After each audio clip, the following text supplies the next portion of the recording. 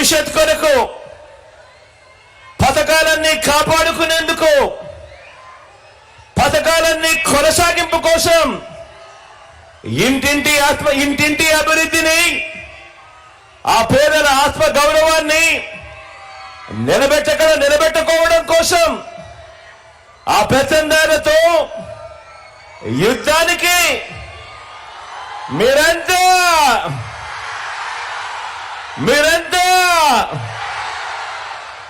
సిద్ధమేనా?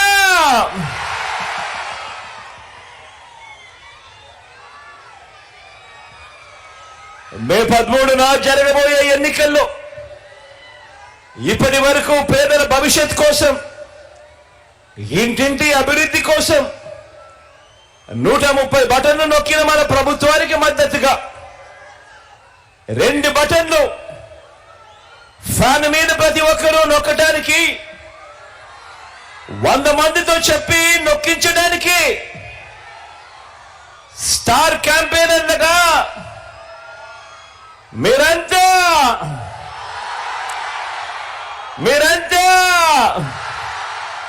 సిద్ధమేనా?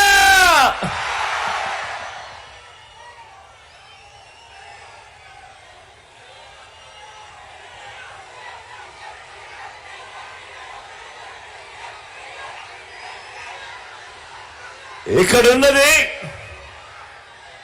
మంచి చేశా అన్న ధైర్యంతో నిలబడిన ఒక్క మీ జగన్.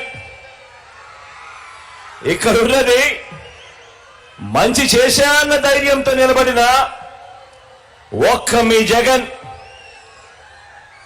చుట్టుముట్టినది గతంలో ఏ మంచి కూడా, ఏ పేదకు కూడా చేయని అబద్ధాలే పునాదులుగా, మోసాలే అలవాటుగా పెట్టుకున్న 10 మంది కుట్రదారులు అటువైపున. ఒక్క మీ జగన్ మీద ఎంతమంది దాడి చేస్తా ఉన్నారు అనంటే నిజంగా ఆశ్చర్యం అనిపిస్తుంది. ఒక్క మీ జగన్ మీద ఓ చంద్రబాబు, ఓ ఈనాడు, ఓ ఆంధ్రజ్యోతి, ఓ టీవీ5, ఓ దత్తపుత్రుడు,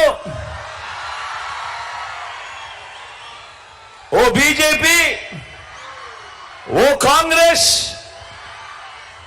ఇవన్నీ సరిపోవంటూ ఇన్ని కుట్రలు, ఇన్ని అబద్ధాలు, ఇన్ని మోసాలు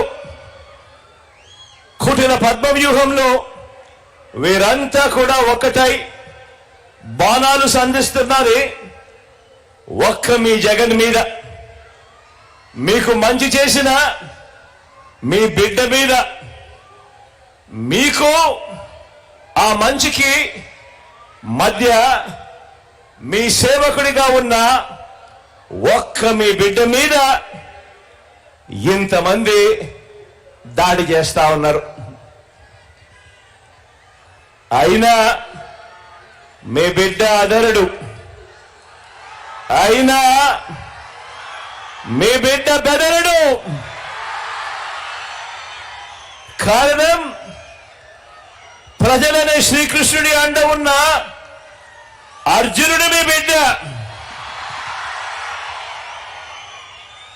చేసిన మంచి మీద ఆ దేవుడి మీద నమ్మకం ఉంది కాబట్టి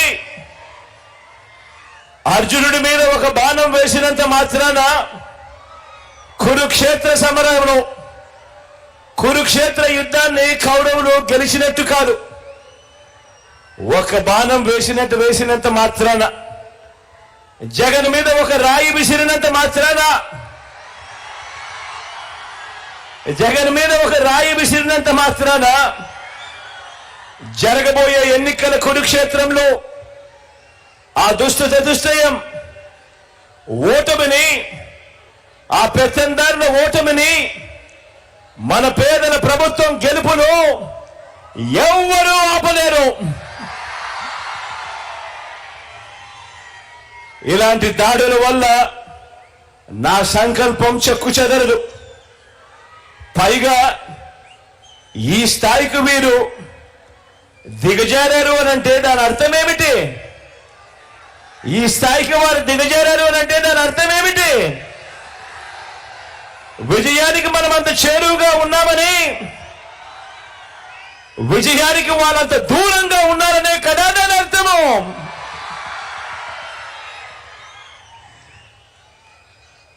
అందుకే చెప్తా ఉన్నా, ఈ తాటాకి చెప్పులకు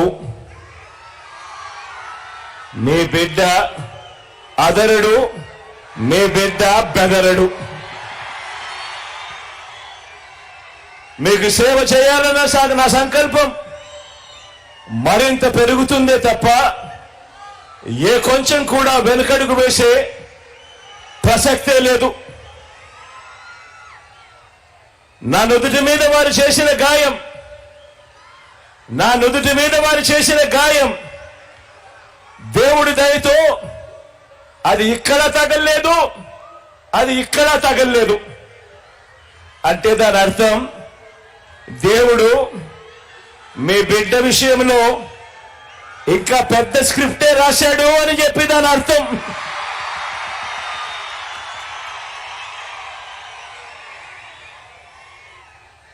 నా నుదుటి మీద